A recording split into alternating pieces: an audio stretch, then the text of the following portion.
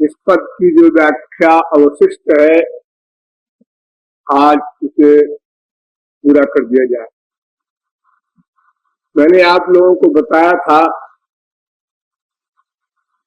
यद्यपि तामस धर्म, राजस धर्म और सात्विक धर्म ये 3 धर्म होते हैं माया के अंतर्गत, किंतु लोक वेद में प्रायः 2 ही धर्म प्रमुख माना गया है। एक का नाम सात्विक धर्म, दूसरे का नाम अधर्म,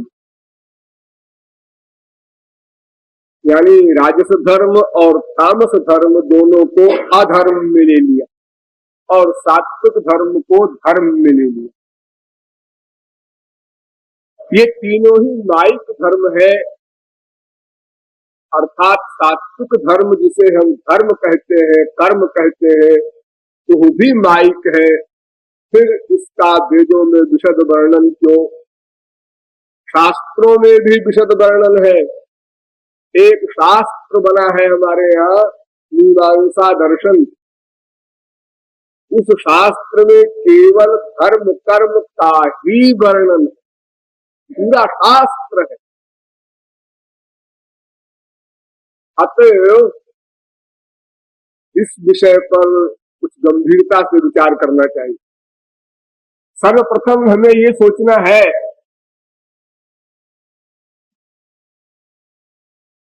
कि वो कौन सी वस्तु है जिसे हम चाहते हैं। आप कहेंगे आनंद, वो कौन सा आनंद है जिसे हम चाहते हैं। आप कहेंगे जिससे बड़ा कुछ न हो, जो अनंत मात्रा का हो, अनंत काल के लिए हो। हम पूछेंगे क्यों? आप कहेंगे स्वभाव, बिना किसी के सिखाए पढ़ाए ही हम लोग उसी आनंद को चाहते हैं, क्योंकि शेष सब आनंद अनंत बार मिल चुके किंतु हमारी प्यास शांत नहीं हुई। ये उत्तर पर्याप्त नहीं। वास्तव में बात यह है कि हम दिव्य हैं, जीवात्मा दिव्य है, स्पिरिचुअल है, ईश्वर का अंश है। चिन्मात्रम श्री हरेरंशम सूक्ष्म अक्षरम अव्ययम ममैवांशो जीवलोके जीवभूत सनातना। तो ईश्वर का अंश होने के कारण हम अपने अंशी का ही सुख चाहेंगे और कुछ चाह ही नहीं सकते। ईश्वर का सुख चाहेंगे। और तत्व कितने हैं? 3। सीधा सीधा हिसाब है। 3 तत्व है, ज्ञा ज्ञ द्वावजा भीषणीशा बजा हेका भोक्तृभोग्यार्थ युक्ता अनंतश्चात्मा विश्वरूपो जकर्ता त्रयं यदा विन्दते। एक वो ईश्वर, एक ये है माया, एक मैं जीव, चौथा कोई तत्व नहीं। तो जीव तो मध्यस्थ है, इसको आनंद चाहिए। अब बचे 2, एक ईश्वर एक माया। क्योंकि हम ईश्वर के अंश हैं, माया के अंश नहीं, माया से हमारा निर्माण नहीं हुआ, इसलिए माया के पदार्थों से हमारे आत्मा के सुख का कोई प्रश्न ही नहीं पैदा हो। माया प्राकृत, हम दिव्य, अतएव हमारा सब्जेक्ट भी दिव्य होगा, अतएव हमारा सुख भी ईश्वरीय होगा। तो एक तर्क तो ये हुआ कि चूंकि सात्विक धर्म से स्वर्ग ही मिलता है, ना कष्ट पृष्ठे भूत लोकम ही तरम्बा विशंति प्लवाहेते अदृढ़ा यज्ञ रूपा। वेद कहता, भगवान ने कहा कि देखो मैंने बता दिया है सब। किसी को स्वर्ग की ही इच्छा हो तो मैंने अपने वेद में स्वर्ग के लिए भी यज्ञादिक साधन बता दिए। किसी को मृत्युलोक ही चाहिए, किसी को नरक का शौक हो, किसी को रिद्धि सिद्धि चाहिए। तो हमारे सनातन धर्म में ऐसा कोई याचक नहीं जो वापस लौट जाए, सबके लिए स्थान। सांसारिक कामना हो चाहे ईश्वरीय कामना हो, मटेरियल सुख हो चाहे स्पिरिचुअल हैप्पीनेस हो, सब कुछ यहाँ मिल जाएगा इस धर्म के अंतर्गत। अतएव भगवान ने कहा मैंने वेद में सब लिखा है, साथ में उसका फल भी लिखा है। देखो ये वेद मंत्र क्या कह रहा है कि जो स्वर्गादिक लोक के लिए यज्ञादिक करते हैं, यदि विधिवत यज्ञादिक हुए तो स्वर्ग मिलेगा, किंतु दुखोदरकास्तमो निष्ठा क्षुद्रानंदा शुचार्पिता। वे स्वर्गादिक लोक भी शोक से परिपूर्ण है, उनके परिणाम में भी दुख, अशांति, अतृप्ति, अपूर्णता है। जैसे यहाँ त्रिगुणात्मिका माया का आधिपत्य है, ऐसे स्वर्गादिक लोकों में भी त्रिगुणात्मिका माया का पूर्ण साम्राज्य है। और जैसे यहाँ हम अनंत काल के कर्म बंधनों से आबद्ध है संचित कर्म के कारण, उसी प्रकार स्वर्गादिक लोकों में तो कुछ कर्म हो ही नहीं सकता, अनंत संचित कर्म भी है और कुछ दिन के लिए स्वर्ग मिलता है, उसके बाद क्षीणे पुण्य मर्तलोकम विशंति। गीता। तो भगवान कहते हैं मैंने तो स्पष्ट कर दिया कि कर्म धर्म करने का फल स्वर्ग है। अगर आपको स्वर्ग चाहिए तो शौक से कर्म धर्म का पालन कीजिए। नहीं जी हमको तो अपना सुख चाहिए, तो अपने सुख पाने के लिए अथवा माया निवृत्ति के लिए तो फिर हमने प्रत्येक मंत्र में, प्रत्येक पौराणिक श्लोक में एव शब्द का प्रयोग किया। रसग्वं हेवायम लब्ध्वानंदी भवति। चैलेंज देखो वेद का, भगवान कहते हैं रसग्वं हेवायम, आनंद स्वरूप वही है, वही है, अर्थात वो भी है ऐसा नहीं, वही है। और उसको प्राप्त करके ही फिर एव लगाते हैं, रसग्वम ही एव अयम लब्ध्वा। यह जीवात्मा उसको प्राप्त करके ही आनंदमय हो सकती है। एव शब्द का प्रयोग, अर्थात और कोई मार्ग नहीं। तमेव विदित्वात् मृत्युमेति नान्यः पंथा विद्यते जनाय, अन्य कोई मार्ग नहीं, नान्यः पंथा। इसे गीता में आप पढ़े होंगे, मामेव ये प्रपद्यन्ते माया में ताम तरन्ति ते। यहां भी एव लगा दिया, एव माने ही। मामेव, जो मेरी ही शरणागति ग्रहण करते हैं उन पर मैं कृपा करता हूं और उन्हीं की माया निवृत्ति होती है, उन्हीं को मेरा आनंद मिल सकता है। इसलिए अर्जुन से भगवान कहते हैं तमेव शरणं गच्छ सर्वभावेन भारत। फिर एव लगा दिया, तमेव, उसकी ही शरण में जाओ अर्जुन। अगर तुम्हें स्पिरिचुअल हैप्पीनेस चाहिए, परमानंद चाहिए, परम शांति चाहिए, माया निवृत्ति चाहिए तो ठीक। मेरा मैं तो आप पढ़िए, जीनी थाल बिनु जल रही न सकाई, कोटि भांति को करई उपाई।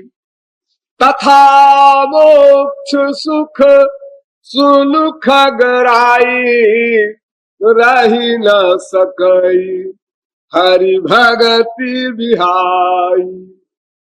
अंधकार बरु रवि न सावे, विमुख राम सुख जीवन पावे।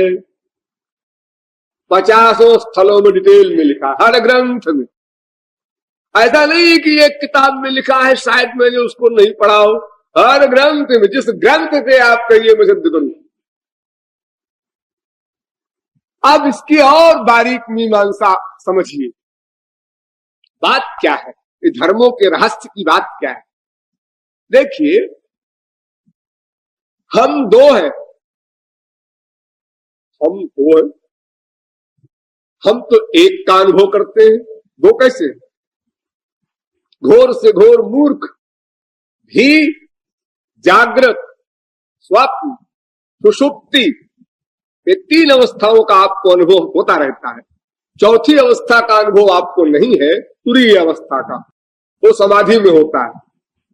तो 3 अवस्थाओं में आपका एक्सपीरियंस है कि हम लोग मैं एक मैं का अनुभव करते हैं। मैं अकेला, मैं सपना देख रहा था, मैं अकेला, फिर गहरी नींद में सो गया, मैं अकेला, फिर मैं जाग रहा हूं, मैं अकेला।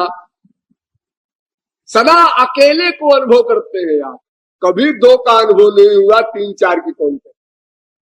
हाँ ठीक, ये भी ठीक है। मेरा आशय कुछ और है।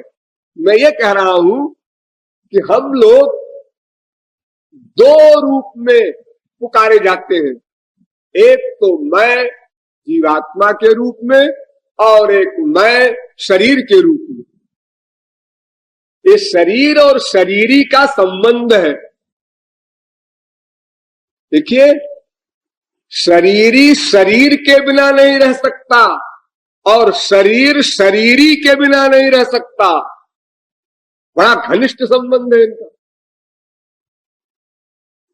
शरीरी माने आत्मा, आत्मा शरीर के बिना नहीं रह सकता, शरीर आत्मा के बिना नहीं रह सकती। हाँ, लेकिन जब लोग मरते हैं तब तो शरीर आत्मा के बिना रहता है।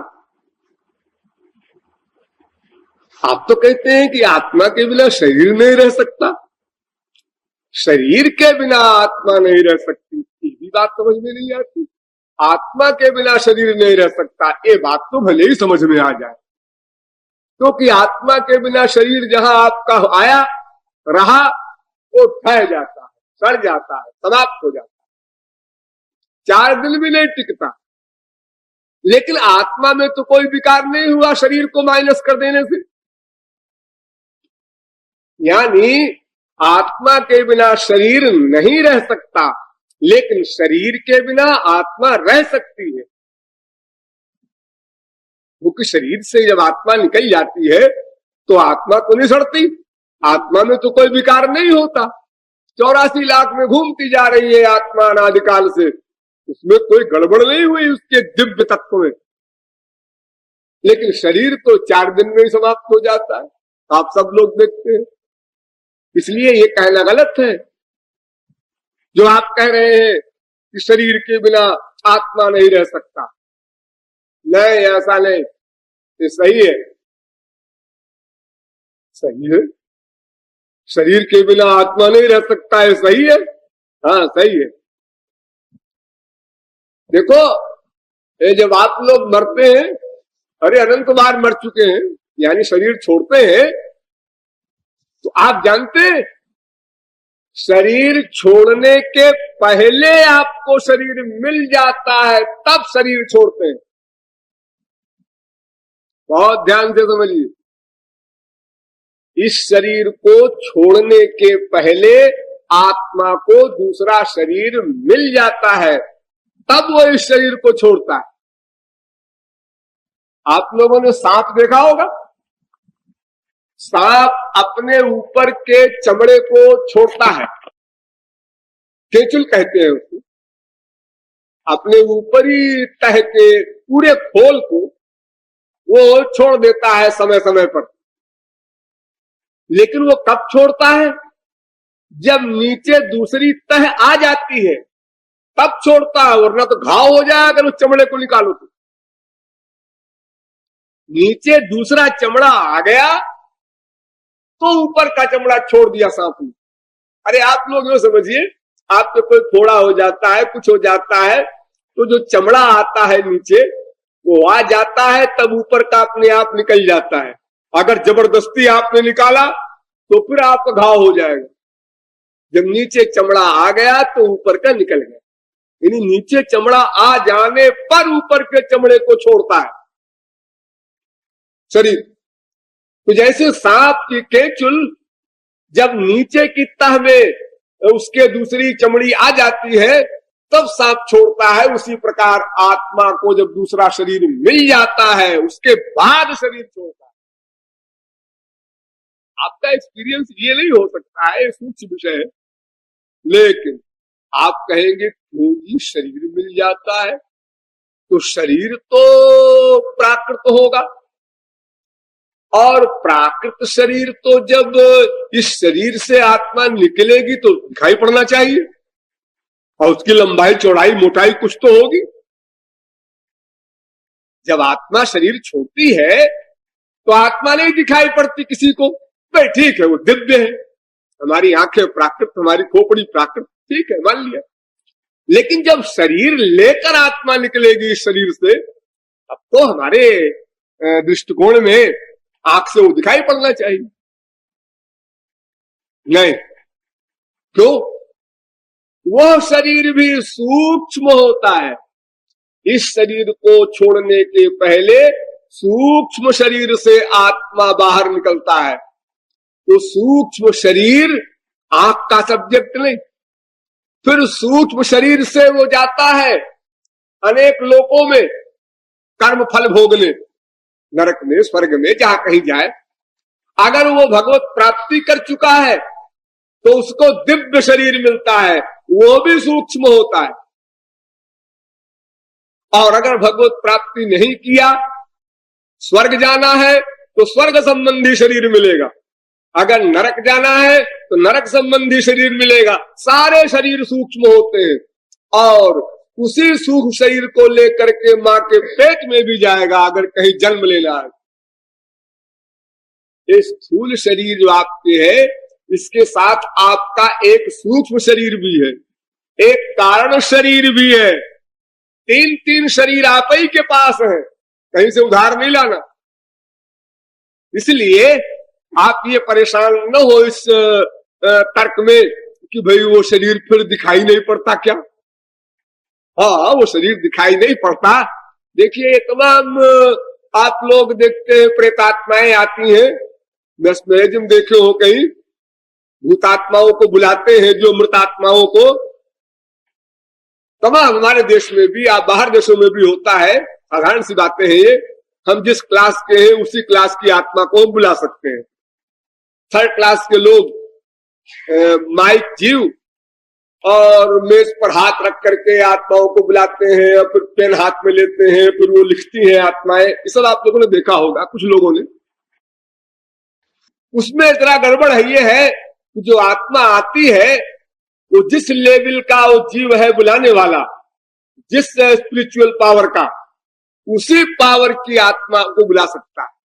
लेकिन जो आत्माएं वो बुलाता है वो माइक गंदी आत्माएं होती है, क्योंकि वो स्वयं गंदा है, स्वयं माइक है। तो गंदी आत्माएं आती हैं और धोखा ये देती है कि वो लिखती है मैं हनुमान हूं, मैं दुर्गा हूं,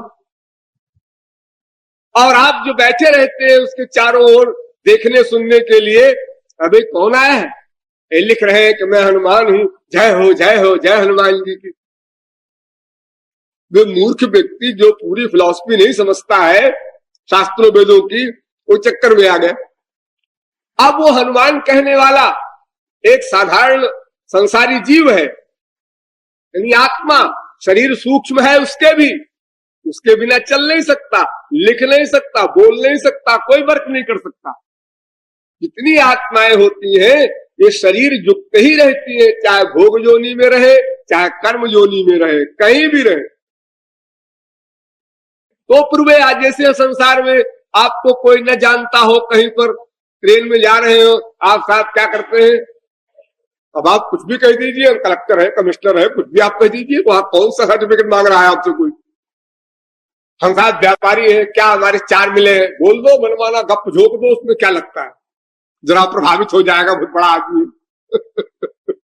ऐसे ही वे आत्माएं जो आती हैं बुलाने पर, वो ऐसे झूठ बोल करके लोगों को अपना ठगा करती है, मनोरंजन किया करती है, और मूर्ख लोग जा जा करके वहां अपनी मनौती करते हैं, हमारी ये कामना पूरी हो जाए, वो पूरी हो जाए। ये सब बकवास की बातें हमारे देश में खूब हो रही है जगह जगह। लेकिन ये फिलॉसफी समझे रहो कि महापुरुष को महापुरुष ही बुला सकता है, भी नहीं। स्वर्गीय आत्माओं को स्वर्गीय क्लास की आत्माएं बुला सकती हैं, और जो नारकी जीव है, संसारी आसक्त, ये अपनी क्लास के ही जीवों को बुला सकते हैं, और कोई आ ही नहीं सकता उनके बुलाने से। जैसे भक्त भगवान को बुलाता है क्योंकि वो दोनों एक क्लास के हैं, मायातीत हैं, ऐसे ही जिस क्लास का बुलाने वाला होगा, जैसे तमाम भूत प्रेत आप लोग देखते हैं ना, उसकी खोपड़ी पर देवी जी आई है, उसकी खोपड़ी पर हनुमान जी आए हैं, ऐसा बकवास झूठ। सारे विश्व को मैं चैलेंज करता हूं, कोई सामने आकर सिद्ध करे। कोई देवी देवता भगवान हनुमान नहीं आ सकते किसी के अंतःकरण में, जब तक कि उसको भगवत प्राप्ति न हो जाए, माया निवृत्ति न कर ले, असंभव। इस संसार को ठगने के लिए कोई भी आया, उसने या तो देवी कह दिया, या तो फिर हनुमान कह दिया, या तो भैरव कह दिया अपना, ताकि संसार के मूर्ख लोग वहां वंदना किया करें, इनको शराब भेंट करो, इनको बकरा भेंट करो, फिर जोकरी किया करते हैं सब लोग, और हत्याएं करते हैं उसके पीछे। तो आत्मा सदा शरीर युक्त रहता है, शरीर से पृथक नहीं होता, चाहे स्थूल शरीर हो, चाहे सूक्ष्म शरीर हो, चाहे दिव्य शरीर हो। तो देखो, एक आत्मा मैं, एक शरीर मैं, लेकिन शरीर प्राकृत है। केवल भगवान के लोक के शरीर को छोड़कर, ध्यान दो, केवल भगवान के लोक वाले शरीर को छोड़कर शेष सब शरीर प्राकृत है। चाहे वो स्वर्गलोक के शरीर हो, चाहे मृत्युलोक के, चाहे नरकलोक। स्वर्गलोक का शरीर जो होता है वो ऐसा होता है कि अगर आप लोगों को यहां दिखा दिया जाए, जितने बैठे हैं सब बेहोश हो जाए, हो सकता है हार्ट फेल भी हो जाए। इतनी सुंदरता होती है, इतनी चमक होती है, इतनी खुशबू होती है उसमें, उस खुशबू को आप बर्दाश्त नहीं कर सकते। लेकिन है माई गंदा, नश्वर, यानी जो संसार में आप सुंदरता और सुगंधी आदि का अनुभव करते हैं उन सबसे बहुत आगे है वो स्वर्ग का विषय, लेकिन है सब लिमिटेड और क्षणभंग। जैसे आपका शरीर है, आप अपने शरीर का अनुभव करते हैं, हाँ क्या है हमारे शरीर में, दूसरा भले ही अच्छा कहे, ऐसे स्वर्ग वालों को भी जो शरीर मिला है उसमें उनको सुख नहीं मिलता। क्या मेरे शरीर में क्या धरा, वो शरीर जो दो लोक वालों का है वो चिन्मय है, दिव्य है, मायातीत है।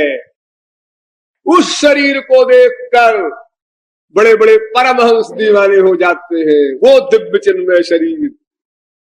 लेकिन वो शरीर इन आंखों से नहीं दिखाई पड़ता जब तक अधिकारी बन करके दिव्य दृष्टि न प्राप्त कर ले। भगवान श्री कृष्ण साथ घूम रहे हैं अर्जुन के सखा बन करके, अब अर्जुन देख रहा है, लिपट रहा है, रोज खेल रहा है, सखा है, लेकिन वो ऐसा ही अनुभव कर रहा है जैसे हम आप एक दूसरे को अनुभव करते हैं। क्योंकि इनका शरीर कोई दिव्य तो नहीं है, तो हमारी तरह है बिल्कुल, ये भगवान नहीं हो सकते। हाँ ठीक है, कोई अच्छे हैं, जरा हमसे अच्छे ही होंगे, ये अर्जुन मानता था। जब कुरुक्षेत्र के मैदान में गीता का लेक्चर हुआ और वहां अर्जुन ने सरेंडर किया, अधिकारी बना, तो भगवान ने दिव्य दृष्टि दिया। तब अर्जुन ने देखा ये तो और कुछ भी है, ये हमको दिखाई नहीं पड़ते थे इस रूप में। ओ समझा मैं अधिकारी नहीं था, मेरी आंखें प्राकृत थी, अब जब दिव्य शक्ति उसमें मिल गई, आ गई, तब इनका दर्शन हुआ। ठीक है, नेचुरल। हाँ, तो दो मैं, एक मैं आत्मा, एक मैं शरीर, इसलिए दो धर्म। प्रत्येक शब्द पर ध्यान दो, दो धर्म, एक मैं का धर्म यानी आत्मा का धर्म और एक शरीर का धर्म। आत्मा के धर्म का नाम आध्यात्मिक धर्म, दूसरा नाम स्वाभाविक धर्म, तीसरा नाम गुणातीत धर्म, चौथा नाम भागवत धर्म, पांचवा नाम पर धर्म इत्यादि। और इस शरीर रूपी मैं का धर्म, इसके नाम देखो, आगंतुक धर्म। स्वाभाविक धर्म का उल्टा नेगेटिव, आगंतुक धर्म। आध्यात्मिक धर्म का उल्टा आदिभौतिक धर्म। पर धर्म का उल्टा अपर धर्म। बदल रहा है, यानी उसकी हर चीज उल्टी। ईश्वर का उल्टा है ना माया, माया का विषय, इसलिए हर चीज उल्टी।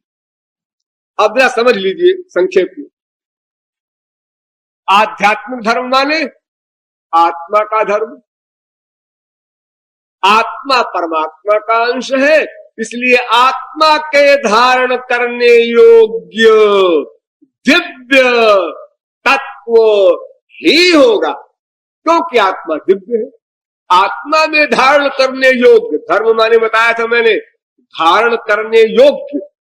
आत्मा के धारण करने योग्य क्या होगा? परमात्मा अथवा परमात्मा का विषय। परमात्मा के नाम, रूप, लीला, गुण, धाम, संत, इतने का नाम परमात्मा। इतने को धारण किया अगर आपने अंतःकरण में, तो आप आध्यात्मिक धर्म के अवलंबी हो गए।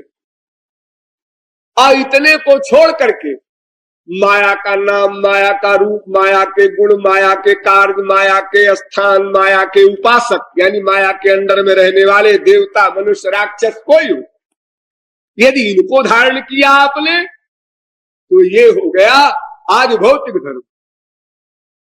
तो देखो, जिसको धारण करोगे उसी का फल पाओगे, सीधी सी बात है। जहर खाओगे मरोगे, अमृत पियोगे अमर होगे। जिसका सेवन करोगे उसी का लाभ तो पाओगे। जब तुमने आध्यात्मिक धर्म का अवलंब लिया दिव्य वस्तुओं को आपने अंतःकरण में धारण किया तो दिव्य फल मिल गया, अंतःकरण दिव्य लाभ को प्राप्त कर गया। और जब भौतिक तत्वों को अथवा भौतिक माया के अंदर वाले जीवों को आपने मन में धारण किया, यानी मन का अटैचमेंट किया, तो माइक परिणाम मिलेगा। और उसमें सेक्शन बता दिए हैं मैंने आपको। देवताओं को धारण किया स्वर्ग जाओगे, और रजोगुणी लोगों को धारण किया तो मृत्युलोक में रहोगे, तमोगुणी जीवों को धारण किया नरक जाओगे। किस भाव से धारण करो इससे प्रश्न नहीं। बाप मान के प्यार किया, बेटा मान कर प्यार किया, माँ मान के प्यार किया, बीवी मान कर प्यार किया, पति मान, कुछ मान कर प्यार करो, इसमें झगड़ा नहीं। इसमें प्यार किया डेंजर। माइक क्षेत्र में प्यार हुआ, माया का फल मिलेगा, कोई बच नहीं सकता। ठीक, अब नंबर 2 पर ध्यान दीजिए, स्वाभाविक धर्म और उसका उल्टा आगंतुक धर्म। स्वाभाविक धर्म माने नेचुरल, यानी आत्मा, ये ईश्वर का अंश है ना, इसलिए आत्मा का जो नेचुरल धर्म है वो परमात्मा है और अपरिवर्तनीय है। यह धर्म कभी बदलेगा नहीं। यह आध्यात्मिक धर्म यानी स्वाभाविक धर्म है, क्योंकि ये बदलेगा नहीं। लेकिन आगंतुक धर्म जो है ये परिवर्तनशील है, ये भौतिक धर्म, शारीरिक धर्म भी कहते हैं। कैसे? देखो, आध्यात्मिक धर्म का जो उल्टा है शारीरिक धर्म, उसमें क्या बताया जाता है, जिसको सात्विक धर्म कहते हैं आप लोग।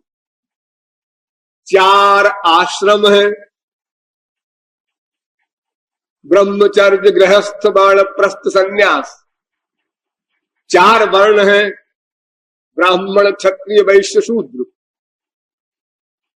अब देखो ये 4 आश्रम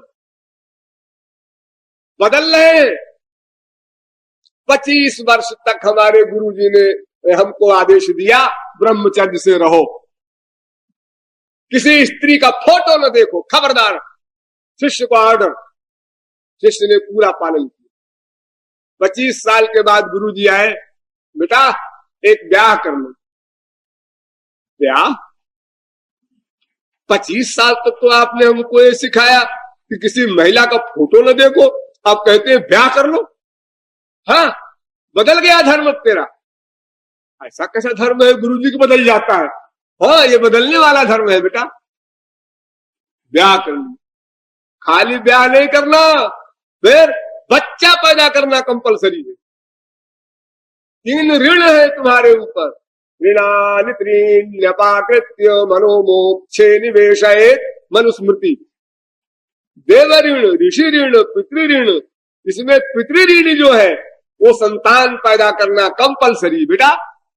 लो, और बीमारी लगा दिया हमारे पीछे, अब बच्चे कच्चे भी हुए।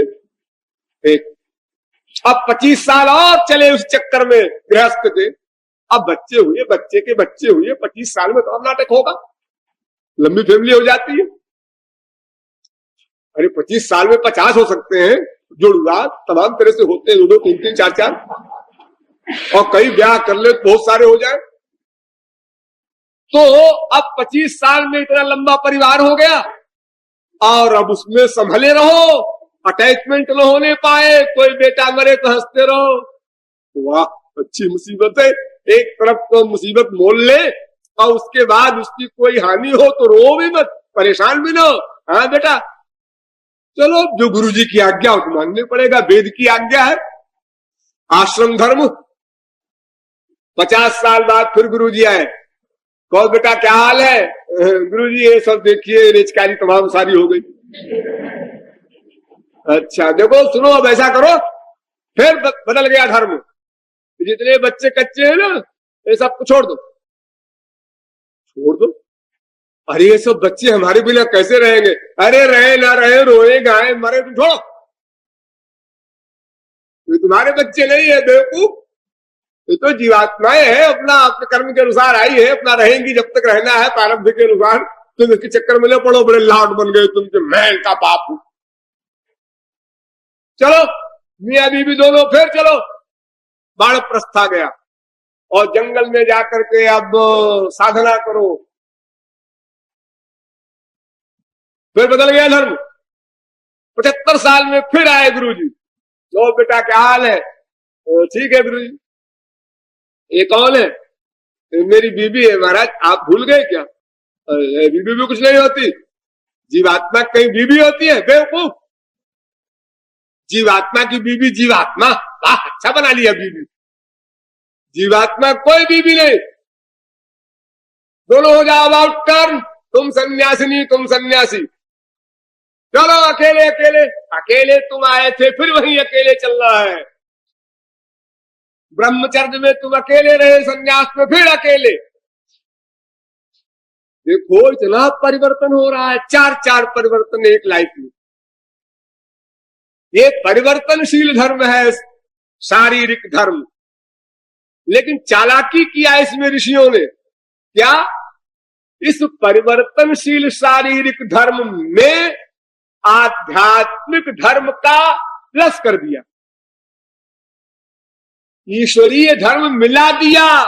ये चालाकी किया, वरना तो सब स्वर्ग नरक मृत्युलोक में सड़ते रहते।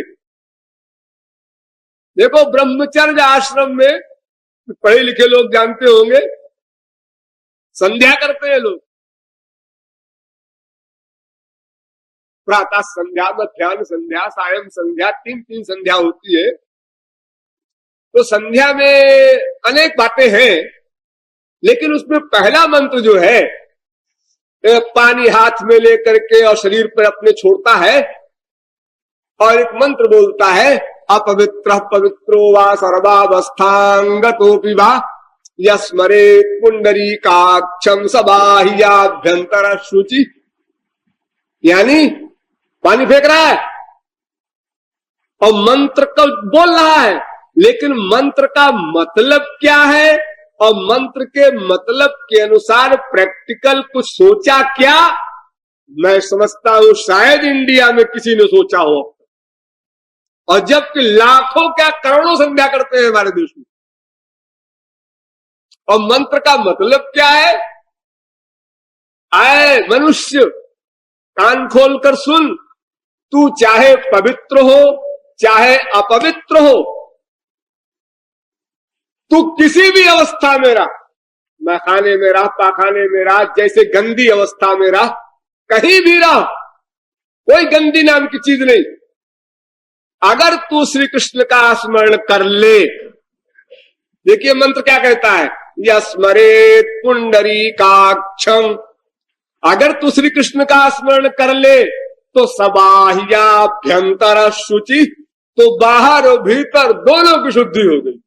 अब जरूरत नहीं कि तू नहाए धोए, दुनिया भर का नाटक करे और तमाम प्रपंच करे, कोई आवश्यकता नहीं। श्री कृष्ण का स्मरण करो, बाहर भी शुद्ध भीतर भी शुद्ध, डबल शुद्ध। देखिए ये ईश्वर को लाकर डाल दिया ब्रह्मचर्य में ही, आध्यात्मिक धर्म को। श्री कृष्ण का स्मरण करो। गृहस्थ में गए, वहां भी श्री कृष्ण का स्मरण करो, यहां ड्यूटी करो, अटैचमेंट न होने पाए। वानप्रस्थ में दोनों को फिर सिखाया, श्री कृष्ण की उपासना करो, एक दूसरे की हल्की फुल्की हेल्प लिया करो। और संन्यास में एकदम एकमात्र श्री कृष्ण की ही उपासना करो। ये आध्यात्मिक धर्म पर जाकर उपसंहार हुआ। तो देखो परिवर्तनशील धर्म है आगंतुक धर्म, इसी को अपर धर्म भी कहते हैं। इसलिए भगवान ने भागवत में कहा, सवै पुंसां परो धर्मो यतो भक्तिरधोक्षजे। भगवान में हमारा प्रेम हो, श्री कृष्ण में भक्ति हो, यह पर धर्म। और श्री कृष्ण के अलावा माया के अंडर में रहने वाले, वो देवता हो चाहे मानव हो चाहे दानव हो, कहीं भी मन का अटैचमेंट हुआ तो वो अपर धर्म है, उसका परिणाम माइक हो। सीधी सीधी बात। शरीर माया का बना है, इसलिए शरीर में धारण करने योग्य माइक पदार्थ होता है, और जैसा पदार्थ धारण करोगे वैसा ही फल मिलेगा। देखो आप लोग खाना खाते शरीर के लिए, आपने जैसा खाना खाया शरीर वैसे ही बनेगा। गड़बड़ सड़बड़ खाया तो रोएंगे, बीमार होंगे, मरेंगे। ठीक ठीक खाया स्वस्थ रहेंगे। जैसे शरीर को मटेरियल सामान की आवश्यकता होती है और जो सामान आप शरीर में डालते हैं वो अपने हिसाब से वो सामान अपना गुण देता है, वैसे ही इस अंतःकरण में यदि स्पिरिचुअल मैटर ईश्वरीय पावर की चीजें आप डालेंगे तो ईश्वरीय लाभ मिलेगा। यदि माया के अंदर वालों को आप डालेंगे तो माया का फल मिलेगा। सीधा सीधा गणित। तो भगवान ने अभी 5000 वर्ष पहले की बात है, गोपियां, चौबों की स्त्रियां, चारों वेद 6 शास्त्रों के विद्वान चौबों की बात कर रहा हूं मैं। आजकल के चौबे नहीं जो 2 किलो रबड़ी खा जाए केवल, बस। 4 वेद 6 शास्त्र के प्रकांड विद्वान प्लस प्रैक्टिकल धर्मात्मा, ऐसे चौबे भागवत में उनका वर्णन है। वे लोग यज्ञ कर रहे थे तो यज्ञ पत्नियों ने ठाकुर जी को जाकर पहले खाना खिला दिया और यज्ञ पुरुषों ने माने चौबों के पास जब गए उन्होंने कहा बिना यज्ञ समाप्त हुए किसी को नहीं मिलेगा, तो अहीर का छोकरा उसको देंगे खाने के लिए। और जब तत्व ज्ञान हुआ चौबों को तब उन्होंने माना धिक जन्मनस्त विद्यां धिक व्रतम धिक बहुव्यतां धिक कुलम धिक क्रियादाक्ष्यं विमुखाये त्वधोक्षजे। धिक जन्म, ब्राह्मण कुल में हमारा जन्म हुआ, धिक्कार है। धिक जन्म नस्त्रिवृत विद्या, मैंने वेदत्रयी संपूर्ण वेदों का अध्ययन किया और अध्ययन ही नहीं किया, गंभीर मनन किया, मनन ही नहीं किया, ध्यासन किया, प्रैक्टिकल पालन किया, उसको भी धिक्कार। धिक व्रतम, बड़े बड़े व्रत किए, एकादशी और पूर्णिमा नहीं, लंबे लंबे व्रत कई महीने के। धिक बहुज्ञताम, और कितने भाष्य पढ़े, कितना ज्ञान अर्जन किया। और धिक क्रियादाक्ष्यम, और बड़े बड़े कर्मों का पालन किया, जितने भी कर्म धर्म निरूपित है वेदों में। लेकिन हमने इतना नहीं समझा कि सारे धर्मों का जो आधार है वो तो श्री कृष्ण है, उसको नहीं धारण किया, शेष सब धारण किया। अगर इतनी सी अकल कोई दे देता कि यथा तरोर मूल निषेचलेन तृप्यन्ति तत्स्कंध भुजोपशाखा प्राणोपहाराच्च यथेन्द्रियाणां तथैव सर्वार्हणमच्युतेज्या। जैसे कोई पेड़ की जड़ में, मूल में पानी डाल देता है और बस आराम से अपने घर में आके सोता है माली। क्यों? जड़ में पानी छोड़ा, उसको इतने मोटे तने और उसकी छोटी डालियां, शाखा उपशाखा, पात्र, पुष्प, फल, इनमें जल डालने की चिंता नहीं हुई। ना ना, माली जानता है कि यदि जड़ में पानी डाल दिया जाए तो फिर शाखा उपशाखा, पत्र, पुष्प, जल में स्वयं, फल में स्वयं में और जल पहुंच जाएगा। उसके लिए प्रयत्न नहीं करना। अर्थात यदि श्री कृष्ण की उपासना कर ली तो ये नार्चितो हरिस्तेन तर्पितानि जगन्त्यपि रज्यन्ते जन्तवस्तत्र स्थावरा जंगमा अपि। जिसने श्री कृष्ण को प्रसन्न कर लिया उसने अनंत कोटि ब्रह्मांड को प्रसन्न कर लिया। कोई जीव उसके खिलाफ उंगली नहीं उठा सकता, कोई हस्ती नहीं, कोई शक्ति नहीं। और अगर कोई गड़बड़ करे तो छोटी मोटी हस्ती नहीं, दुर्वासा शरीर की हस्ती को भी सबक दे दिया जाए। दुर्वासा शरीर के ब्रह्मर्षि भी अम्बरीश के खिलाफ उंगली उठाए और भगवान ने कहा, अरे कहां जा रहे हो दुर्वासा? मैं त्रैलोक में मेरी गति अबाध गति ऐसा ब्रह्मर्षि हूं। हाँ हो तो, लेकिन आध्यात्मिक धर्म वाले किस टक्कर लेने जा रहे हो? जरा होशियार हो जाओ, मैं लूंगा। ले लिया टक्कर अम्बरीश से। भगवान ने चक्र छोड़ दिया, उनके पीछे भागे घूमे त्रैलोक। कहीं किसी ने शरण नहीं दी। बड़े बड़े पावर वाले लोग थे।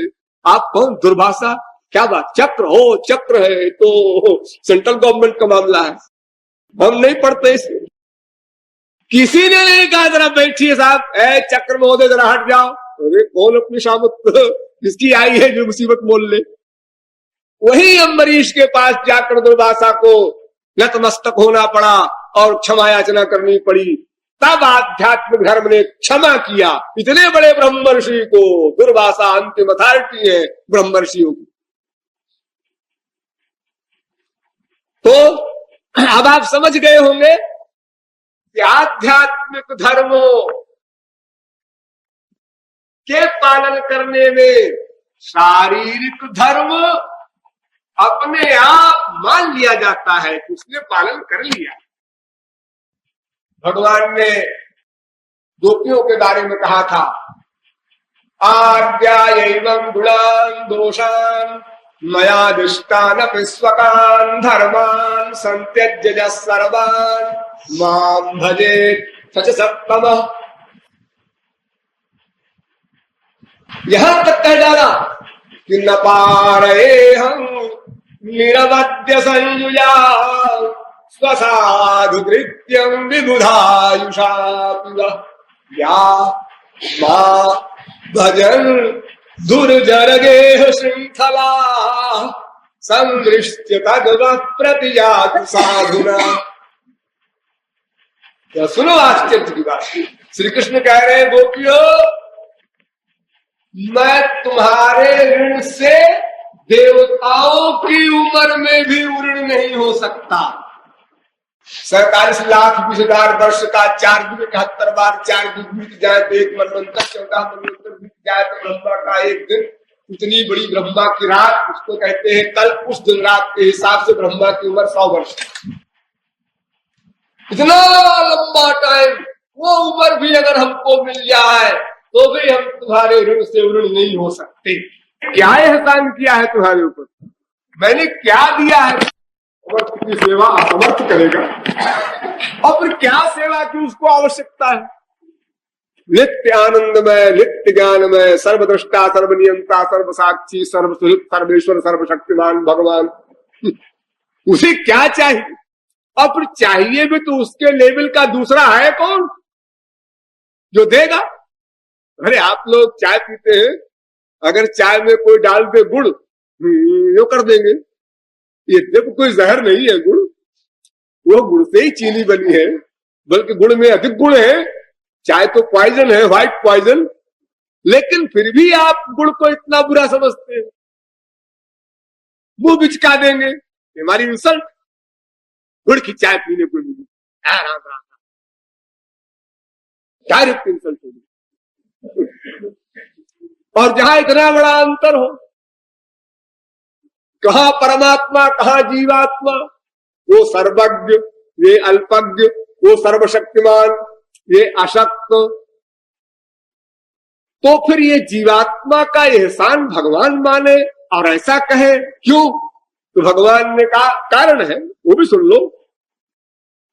यामा भजन दुर्जर गेह श्रृंखला, तुम लोगों ने मेरे लिए शारीरिक धर्म का परित्याग किया है।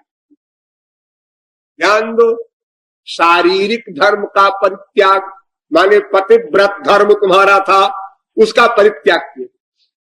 अब हम श्याम सुंदर को अपना शरीर भी अर्पित करते हैं, मन भी अर्पित करते हैं, आत्मा भी अर्पित करते हैं, लेकिन नरक मिलेगा, हम पतिव्रता है, नरक मिले नरक भोगेंगे, लेकिन श्याम सुंदर साथ रहे। क्योंकि श्याम सुंदर से प्यार करेंगे तो श्याम सुंदर तो साथ रहेंगे, वो तो मिलेंगे। अगर नरक भी मिला तो अनंत कोटि वैकुंठ के बराबर होगा।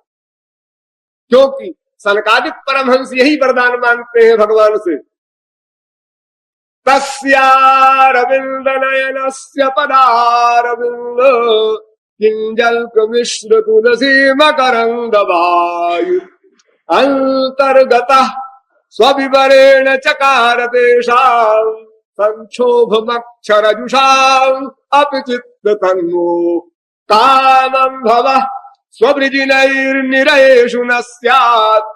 हमको निरय में, नरक में निवास दे दो महाराज, लेकिन शर्त ये है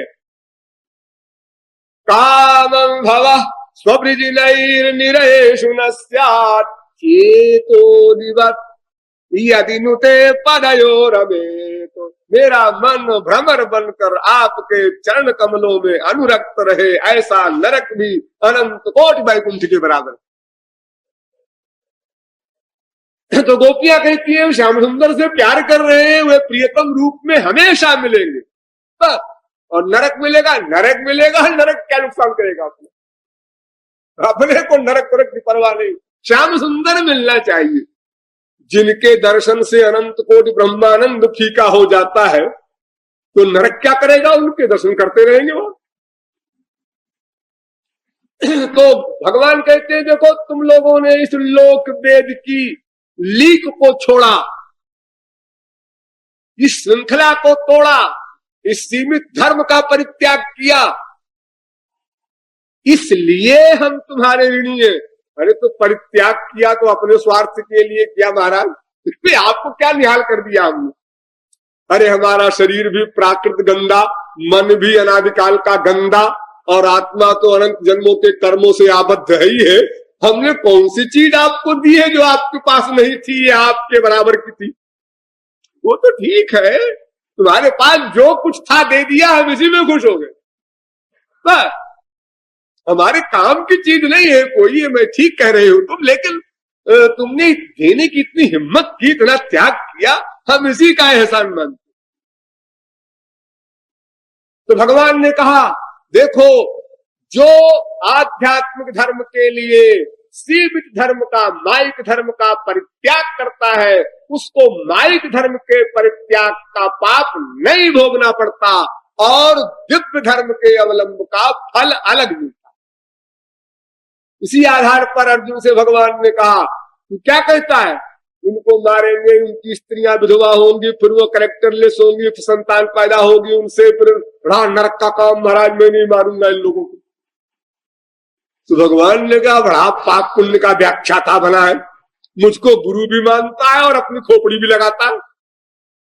अर्जुन ने पहले अध्याय में गीता में कहा शिष्यस्ते हम साधिमाम काम प्रपन्नम, महाराज मैं आपका शिष्य हूं। बड़ा चालाक है अर्जुन। अगर कहता मैं आपका दास हूं, आप भगवान हैं, तो भगवान पट्टी पढ़ा देते कि जाओ किसी गुरु के पास। डायरेक्ट कॉन्टेक्ट नहीं होता भगवान से कि यार आप गुरु आ सकते हो हमारे पास। लेकिन अर्जुन बड़ा होशियार, उसने कहा भगवान भगवान नहीं मानते आपको, हम तो गुरु मानते। आप बोलो आप कहां जाए हम, अब गुरु कहां कह सकता है कि तुम वहां जाओ, अब कहां जाएंगे। भगवान ने हर ग्रंथ में, हर सिद्धांत में लिखा कि गुरु की शरणागति से ही मैं मिलूंगा। तो अर्जुन कहता है मैं आपको गुरु रूप में एडमिट करता हूं, शिष्यस्ते हम। भगवान ने कहा ठीक है भाई, जो कोई गुरु बनाता है तुम रोक तो सकते नहीं हो, लेकिन एक बात बताओ अर्जुन, तुम गुरु बनाए हो, हाँ, तो गुरु बनाने में मन बुद्धि का समर्पण करना होगा। मैं ये मन आधत सो मैं बुद्धि निवेश, मन भी मुझको दो, बुद्धि भी मुझको दो। हाँ महाराज दे दिया आप। तो अर्जुन ये बताओ कि तुम किस बुद्धि से ये सोच रहे हो कि ये पाप होगा, ये नरक मिलेगा, इसको मारना ठीक नहीं है, इसको ऐसा करना ठीक है। ये तुम जजमेंट तुम्हारा कैसे हो रहा है? ये कोई और बुद्धि है क्या तुम्हारे पास? मैं कह रहा हूं युद्ध करो, तुम कह रहे हो हाँ आप तो ठीक कह रहे हैं, लेकिन लगा रहे हो तुम। इसका मतलब तुम बुद्धि का अपना उपयोग अलग से करते हो। इसका मतलब ये कि तुम किसी को दान दे करके और उसको वापस ले लेना चाहते हो। ये सबसे बड़ा पाप। दान करो और कह दो कि भाई हाथ नहीं लगाना इस चीज में, है आप जैसे संसार में लोग कहते हैं ना व्यवहार में, वे किसके बच्चे खेल रहे हैं, महाराज से आप ही हमारे ही तो ले जाए एक बच्चा है, क्या कहते हो आप ही के है, सब आप ही की प्रॉपर्टी है, सब आप ही का वैभव है, आप ही का है, लेकिन इसको एक हिदायत लिखी है बाहर, छूना मना है, कोई चीज छूना नहीं है, सब आप। हाँ? तो उसी प्रकार की शरणागति अर्जुन को करना चाहता है। ये तो धोखा दे रहा है गुरु को, तो ऐसे गुरु धोखे में नहीं आता। जब तू कहता है कि बुद्धि आपके शरणागत है लेकिन सोचेंगे अपने अलग से हो, तो महापुरुष कहता है तो फिर 0/100 मिलेगा, तुमको सोचो। तुम अपनी चालाकी करोगे तो हम तो कानून के अनुसार चलेंगे, जितने % तुम्हारी शरणागति होगी उतने % हमारा दान होगा। गणित बना हुआ है तो। तब अर्जुन के समझ में आया कि बड़ा गड़बड़ है तो। और फिर इतना बोझा भी खोपड़ी पर रखे अपनी बुद्धि लगावे, और सोचा भी उसने कि हमारी बुद्धि माइक है, भला वो सही बात क्या सोचेगी। अनादिकाल से अब तक गलत बात ही सोचा है हमारी बुद्धि ने, उस बुद्धि पर हम विश्वास करें। और गुरु के रहते हुए अपनी बुद्धि लगाने का अभ्यास अगर हम करेंगे तो फिर कभी भी हम आगे नहीं बढ़ सकते। गुरु जी ने कहा ऐसा है, लेकिन मेरा ख्याल ये है कि तो चले आए एक, लेकिन लगा दो बस छुट्टी। फिर जीव कभी भी साधना नहीं कर सकता। अनंत जन्म में अनंत गुरु मिले, क्या होता है जब हमारा ये सिद्धांत बन गया, सुनो सब की करो मन की, सुनो सब की करो मन की। तो जो अपने ही मन के अनुसार करना है तो क्यों सुनो शास्त्र वेद गुरु की बात, मन माना किए जाओ। जो इतना लेबर करो सुनने का, समझने का, और जब उसको मानना नहीं है, जजमेंट तुम्हारी बुद्धि देगी अंत में। तो तुम्हारी बुद्धि जहां तक है बस वही तक तुमको रहने देगी, उसके आगे तुम्हें बढ़ने ही नहीं देगी। क्योंकि स्पिरिचुअल मामले तो ऐसे हैं जहां बड़े बड़े योगींद्र मुनींद्र की बुद्धि फेल हो जाती है, तुम्हारी क्या हैसियत है। अगर तुम किसी एक बात को नहीं समझते तो इसमें कौन सा आश्चर्य है। तुमको तो ईश्वरीय जगत की एक बात भी नहीं समझनी चाहिए कायदे। अगर कोई कहे कि भाई भगवान के एरिया में हमें 2-4 बातें समझ में नहीं आती, जैसे महाराज समझ में नहीं आता, चीरहरण समझ में नहीं आता, सीता का परित्याग समझ में नहीं आता, बाली को मार दिया है समझ में नहीं आता, बस हाँ यही 4-5 बात समझ में नहीं आती, और सब आती है हाँ, तो आप भगवान से थोड़े से कम है। और बात समझ गए आप, हमारी कमाल है। तो 99% भगवान आप हो चुके, 1% की कमी है, थोड़ा और अकल लगाओ हम पहुंच जाओगे। क्या बात बड़ी लाड में लोग आकर कहते हैं हमसे, महाराज जी और तो सब समझ में आ गया। अरे अगर कुछ समझ में आ गया तो बड़ी भगवत कृपा समझो, ये तुम्हारी बुद्धि का कमाल नहीं है। आ गया अच्छा है, लेकिन ये दावा गलत है। जब तक प्रैक्टिकल एक्सपीरियंस न हो जाए, तब तक तुम्हारी स्पिरिचुअल पावर ईश्वर के लेवल पर न पहुंच जाए, ईश्वर प्राप्ति न हो जाए, तब तक कुछ भी समझने का दावा करना गलत, व्यर्थ। आज पूरा समझते हो और कल 0/100 हो जाओ, ऐसी प्रबल माया है। जहां सवार हुई खोपड़ी पर और घुमाया उसमें चक्कर। लेकिन मेरा ख्याल ये है कि श्री कृष्ण भी कोई जादूगरी थी उनके अंदर, कोई मेस्मरिज्म था। नहीं, जोगी भी हो सकते हैं, भगवान तो नहीं थे। जहां उतरना शुरू किए, अरे नहीं जी लफंगे थे, आ गए यहाँ। आपकी बुद्धि है ना, वो लफंगिरी किए है सारे जीवन क्या अनंत जन्म, वही पहुंचा देगी वो सबको। भगवान हो तो, महापुरुष हो तो, जो भी संसार में आपको मिलेगा, आपकी बुद्धि घसीट करके सबको अपने लेवल पर खड़ा कर दी और आपका पतन करा दी। तो अर्जुन ने जब समझ लिया कि नहीं नहीं ये बड़ा गड़बड़ मामला है, तो उन्होंने कहा महाराज अच्छा आप बुद्धि भी देते हैं, तो महाराज हम बोलते हैं कुछ अब। हाँ तो सुन, तेरे दिमाग में जो बीमारी है पाप पुण्य की ना, तो ये पाप पुण्य की परिभाषा ऐसी है कि अगर कोई ईश्वर के निमित्त पाप करता है तो वो धर्म हो जाता है। ये फिलॉसफी समझ, ध्यान दो। मन निमित्तं कृतं पापम अधर्माय च कल्पते, मामना धृत्य धर्मोपि पापं स्यात् मत् प्रभावतः। भगवान कहते हैं मेरे निमित्त किया हुआ पाप भी धर्म हो जाता है, और मुझको छोड़कर किया हुआ धर्म भी पाप हो जाता है। तो गोपियों ने मेरे निमित्त पाप किया, इसलिए धर्म हो गया। यानी वो पतिव्रत धर्म छोड़ने का दंड भी नहीं भोगना पड़ा और ईश्वर व्रत का फल मिल गया, परमानंद गोलोक की प्राप्ति, डबल मुनाफा हो गया। एक के छोड़ने का दंड भी न मिला और पकड़ने का फल मिला, परमानंद। और आश्चर्य वो भी सुन लो कि उन गोपियों ने श्री कृष्ण को भगवान जान के प्यार नहीं किया, अस्वरूप विदो बला, एक लड़का समझ करके आकृष्ट हो गई। पता नहीं कैसे हो गई, अगर भगवान जान के होती तो ठीक है, कोई बात नहीं, फिर तो भाड़ में जाए और सब धर्म। लेकिन बिना भगवान जाने प्यार कर लिया और इतनी बड़ी हिम्मत कर डाली धर्म के परित्याग की। और सुखदेव परमहंस ने परीक्षित से कहा, सुनो परीक्षित, एक आश्चर्य। क्या? त्वेमास्त्रियो बनचरीर व्यभिचार दुष्टा कृष्णे क्वचैष परमात्म निरूढ़ भावा नन्वीश्वरोऽनुभजतो विदुषोऽपि साक्षात् श्रेयस्तनोत्यगदराज इवोपयुक्तः। भागवत। परीक्षित, सबसे बड़ा आश्चर्य सुनो। कहा श्री कृष्ण परमहंसों की समाधि में नहीं जाने वाले, हाँ, और कहा गोपियां व्यभिचारिणी, व्यभिचारिणी, त्वेमास्त्रियो बनचरीर व्यभिचार दुष्टा। व्यभिचारिणी कहा सुखदेव परमहंस ने। हाँ, तो और क्या, पति घर में है दूसरे को पति बनावे, और क्या व्यभिचारिणी? कन्या है, ब्याह नहीं हुआ, दूसरे को पति बनावे तो क्या हुआ है? व्यभिचारिणी हुई गोपियां। हाँ, फिर उनको क्या मिलना चाहिए? नरक। मिला क्या? गोलोक। क्यों? श्री कृष्ण भगवान थे तो जानती तो नहीं थी कि ये भगवान है। जानने से क्या होता है? नन्वीश्वरो। देखो, कोई व्यक्ति दवा खाता है, दवा आप सब लोग खाते हैं। आप लोगों में से भला कोई कह सकता है कि मैं दवाइयों को जानता हूं कैसे बनी है?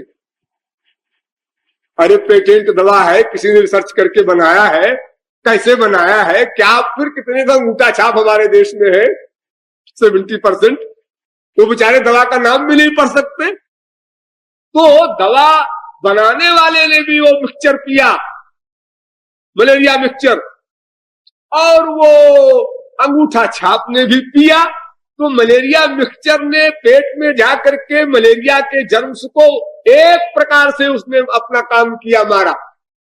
यानी दवा का फल एक सा मिला। दवा को जानकर पियो चाहे अनजाने में पियो। किसी ने जहर पिया जान करके मुझे मरना है, ठीक है तुम भी मरोगे, और किसी ने अनजाने में पी लिया। शीशी रखी थी पॉइजन की, समझा उसने कि ये मिश्री है, चीनी है, डाल लिया अपना चाय में, ठाट से पी लिया, मर गया। या किसी ने जहर पिला दिया किसी को अनजाने में, तब भी पी लिया, मर गया।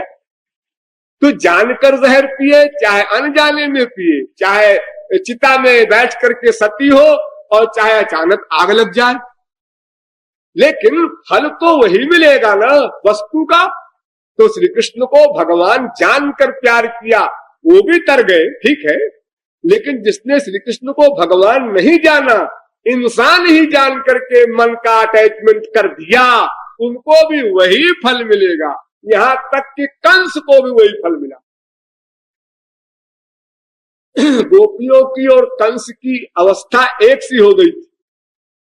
जैसे गोपियों का यह हाल था कि बाटन में, घाटन में, बीथन में, बागन में, वृक्षन में, बेलिन में, वाटिका में, वन में, धरन में, दीवारन में, देहरी दरीचन में, हीरन में, हारन में, भूषण में, तन में, गोकुल में, गायन में, गोपिन में, गोधन में, याही ब्रजमंडल के रेणु में, तन में, जहां जहां देखो कहां श्याम ही दिखाई दे, मेरो श्याम छाई रहो नैनन में मन में। ऐसे ही कंस का हाल हो गया था। खाना आवे कंस के आगे, थाली सोने की थाली में 56 व्यंजन खा के फेंक दी, इसमें भी श्री कृष्ण है। कपड़ा देखा, इसमें भी श्री कृष्ण है। शरीर को नोचने लगा, इसमें भी श्री कृष्ण है, इसमें भी श्री कृष्ण है, इसमें भी श्री कृष्ण है, तोड़ दो इसमें श्री कृष्ण है। सर्वत्र श्री कृष्ण का दर्शन होने लगा, उसको भी श्री कृष्ण का गोलोक मिला। मन का अटैचमेंट होना है। कामम क्रोधम भयम स्नेहम ऐक्यम सौहृदमेव च नित्यम हरौ विजघ को जानति तन्मयताम हिते। काम से, क्रोध से, लोभ से, मोह से, स्नेह से, प्यार से, जैसे कैसे भी मन का अटैचमेंट हो जाए, ये न केन प्रकारेण मनः कृष्णे निवेशयेत्, बस उसको श्री कृष्ण का फल मिल जाए। तो इस प्रकार आध्यात्मिक धर्म में आदि भौतिक धर्म का लय हो जाता है। यानी आत्मा के धर्म के अनुयायी के लिए शारीरिक धर्म के त्याग का दंड नहीं भोगना पड़ता, बल्कि यूं कह दीजिए कि आध्यात्मिक धर्म की शरणागत हो जाने पर उसके लिए भौतिक धर्म का पालन करना कंपलसरी रह ही नहीं जाता। तो बात खत्म हो गई। ये तब तक है जब तक वह तत्व नहीं जाना, जब उसको जान लिया इसको छोड़ दिया। जैसे लड़कियां, छोटी छोटी लड़कियां एक गुड्डे गुड्डे का खेल खेलती हैं, जब तक काम दोष से अपरिचित रहती हैं, छोटी सी उम्र में, ये गुड़िया है, गुड्डा है, इसका ब्याह करो, बारात ले जाओ, कोई छू ले तो हल्ला मचाएगी। लेकिन जब बड़ी हो गई और ब्याह हो गया और कोई कहे भाई तू गुड्डी गुड्डिया तुम्हारा कहाँ है, खेलो ना, अब तो असली गुड्डी गुड्डा से खेलते हैं, अब का उससे खेलेंगे, अब तो हमारा ब्याह हो गया, हमारा गुड्डा हो गया, हम गुड्डी हो गए। ये भी नकली गुड्डा गुड्डी है। जब श्याम सुंदर से प्यार करोगे तो असली गुड्डा वहां है। जैसे ये कपड़े वाली गुड्डी गुड्डिया नकली तुमको अब मालूम पड़ने लगी, आंख खुली, ऐसे जब असली आंख खुलेगी तो ये भी गुड्डी गुड्डा तुम्हें नकली ही लगेगा। ये फिजिकल संबंध है, शारीरिक धर्म है, भौतिक धर्म है, त्रिगुणात्मक धर्म है, अपर धर्म है। इसलिए ईश्वरीय धर्म में माइक धर्म का लय हो जाता है। ईश्वरीय धर्मावलंबी के लिए माइक धर्म का पालन आवश्यक नहीं रह जाता। इसलिए यह डरना गलत है कि सात्विक धर्म का त्याग करेंगे तो कहीं गड़बड़ न हो जाए। लेकिन धर्म की सूक्ष्म मीमांसा अभी भी अवशिष्ट है, इसलिए इस पद की व्याख्या फिर आगे करनी होगी। बोलिए वृंदावन बिहारी लाल की।